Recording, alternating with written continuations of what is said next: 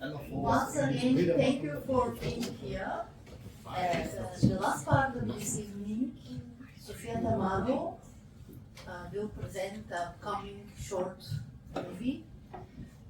Let's keep her until the end without question. If you have anything about the movie interesting to ask for, do it at the end. Focus on her and applause to being brave and being here.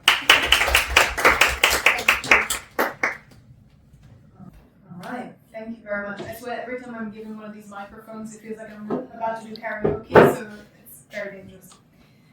Well, good evening to all of you. Thank you for being here and thank you for organising this event. Well, has anyone in this room ever had to justify a decision about their own body to someone who had absolutely no right to an opinion? I'm seeing smiles and nods.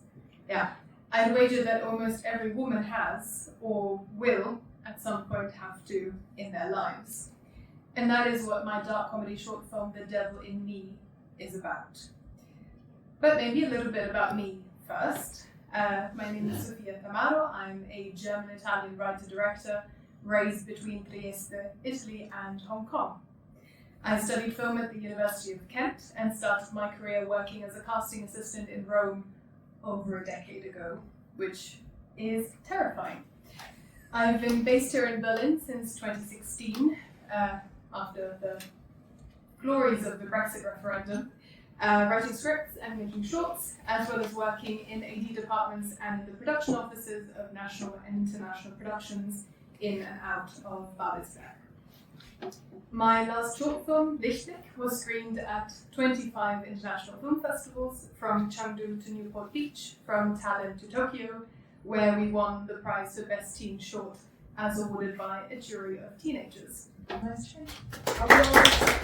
Thank you very much. The Devil in Me is my fourth short film, and it represents a significant leap in ambition and complexity. It's a challenge that I am really looking forward to.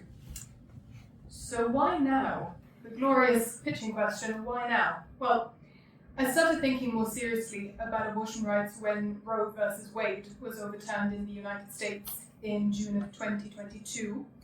The shock of seeing such a fundamental right being stripped away in a country that had long claimed to be the land of the free, I'm very sorry, cemented my desire to explore how reproductive rights remain precarious across the Western world. That realization then grew when I learned about paragraph 219a, paragraph 219a, in the German Criminal Code, which, until its abolition, also in 2022, criminalized doctors who shared information about abortion services on their websites. Let that sink in for a moment.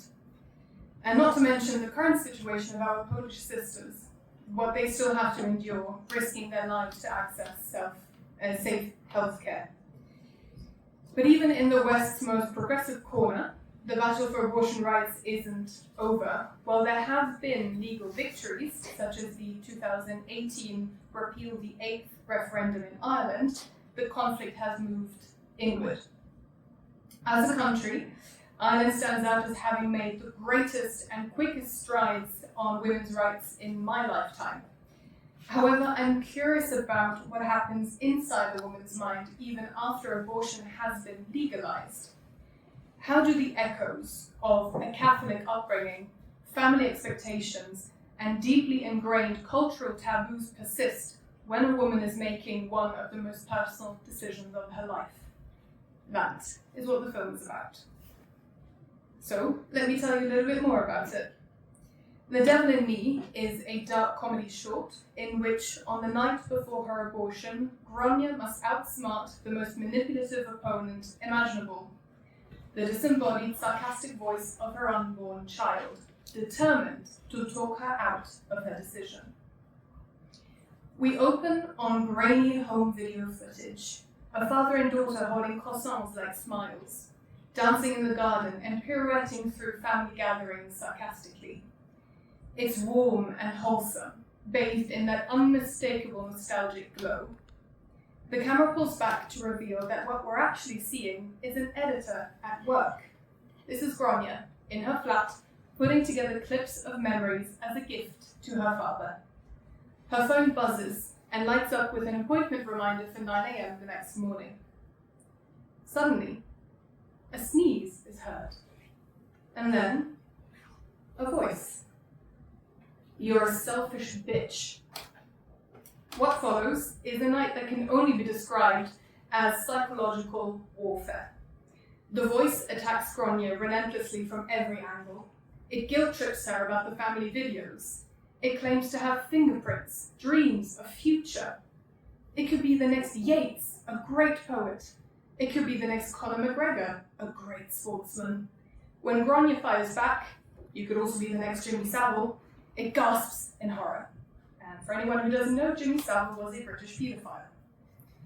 It then pivots to mansplaining, telling her women are too emotional to make their own decisions.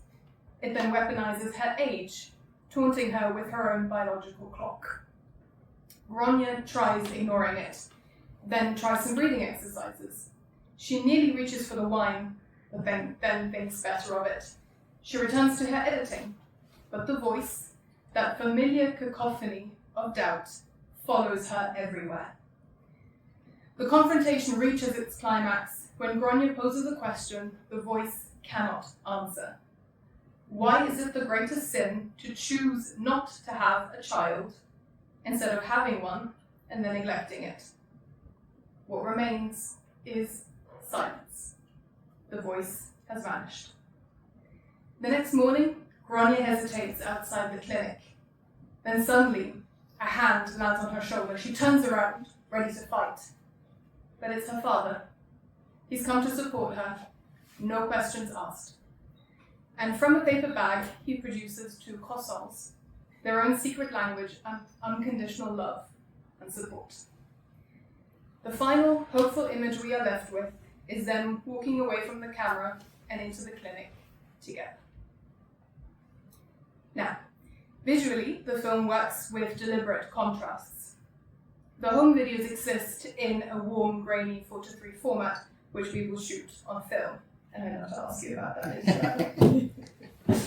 The present day scenes in Grania's flat are shot in 16:9 with an orange-teal palette, occasionally disturbed by the harsh and unnatural lighting of Grania's workstation. The camera frequently frames her through doorways and windows, visually emphasizing her isolation and inner conflict.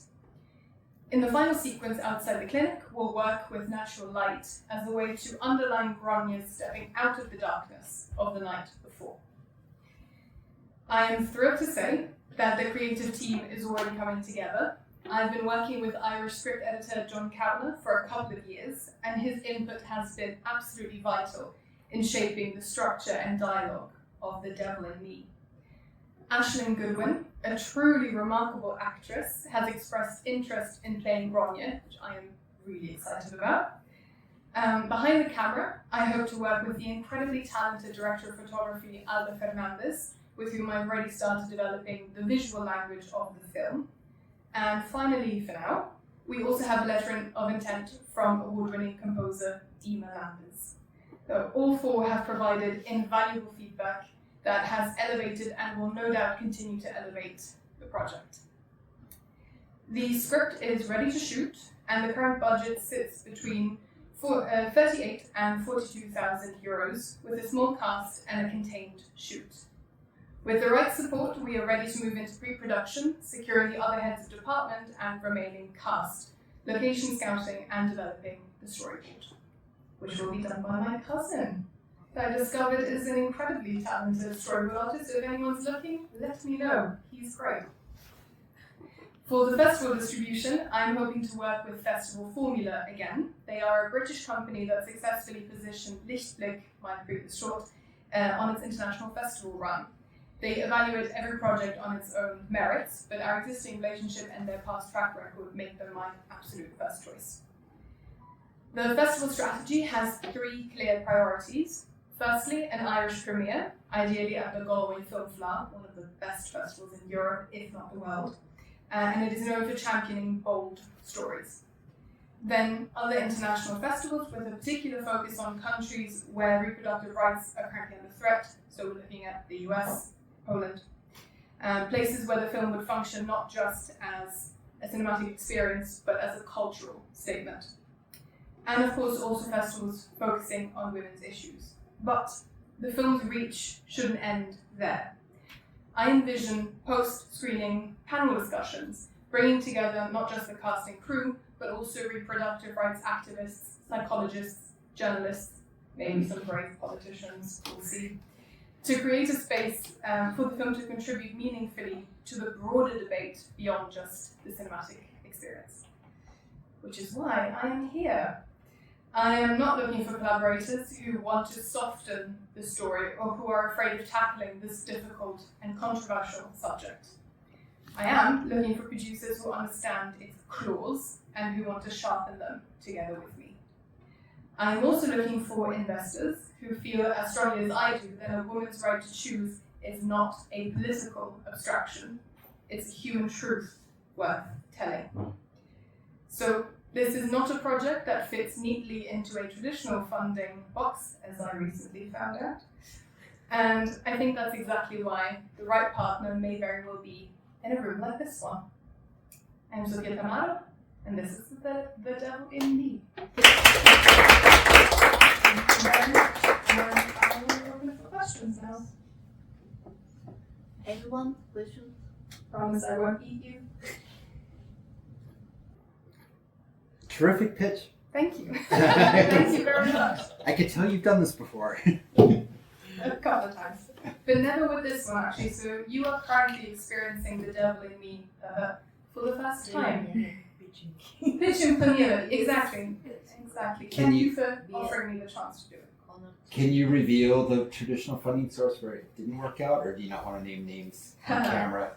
I can tell you that it was governmental funding. In Germany or Yes, elsewhere? Okay. in Germany, yes. And it was geared towards female filmmakers. And they said, oh, it can't be political. And I thought, literally everything is political.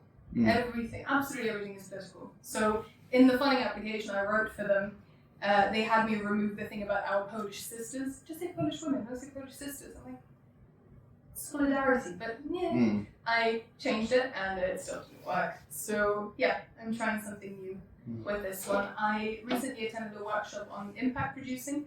I'm not a producer, I'm a writer and director. But maybe that is the right route for this one. Thank you for the question. Have you approached any producers in Ireland? Like, do you want to shoot it in Ireland? So the great thing is, because it's such a contained shoot, we can literally shoot it anywhere. It could be Berlin, Dublin, Leipzig, Galway. It can be absolutely anywhere. So I'm very flexible. We could shoot. But you want Irish actors? So yes, and the reason for that is because there's a lot of Irish vernacular also in the script. So having Aisling on board will be brilliant.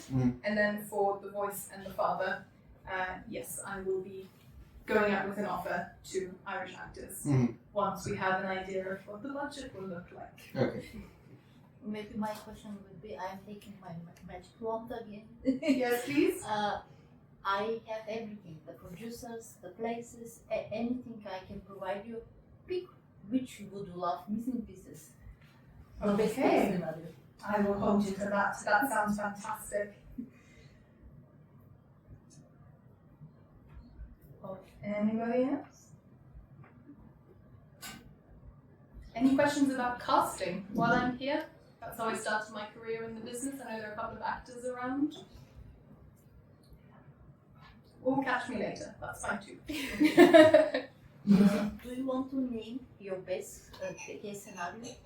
My best case scenario, Yes, we get the 42 grand to make this. We go out to the 2 Irish actors that I have in mind for the voice and the father. We get them. We have enough time to shoot it properly, which would be a 5-day shoot. And then we get to premiere in Galway. That would be absolutely brilliant. Is that a question? How do you calculate the budget? So how can you came to 42? So, I've produced before. I'm not a producer. I don't want to produce, but you kind of have to if you don't want to wait around for permission. I looked at costs in Germany as well as Ireland, which is why there is a discrepancy between 38 and 42. And then I'm looking at how much it would cost to shoot with my dream cast, essentially. But it's mostly going into the cast for the payment of the roles or the equipment, or where does the money go on? So the great thing is, Alba, the director of photography I mentioned, she has her own equipment, so it would come as a package deal with her, which would be brilliant. So yes, it depends mostly, those 4,000 between the 38 and 42, that would be a cost decision, yes. And of course contingency and the usual stuff like insurance, catering, very important for anyone about to make a film, catering. Do not scrounge on catering. Anyone else? Yes, I will say, it's done. Your wish is granted. Amazing! This was easy. Thank you, everyone. Thank you.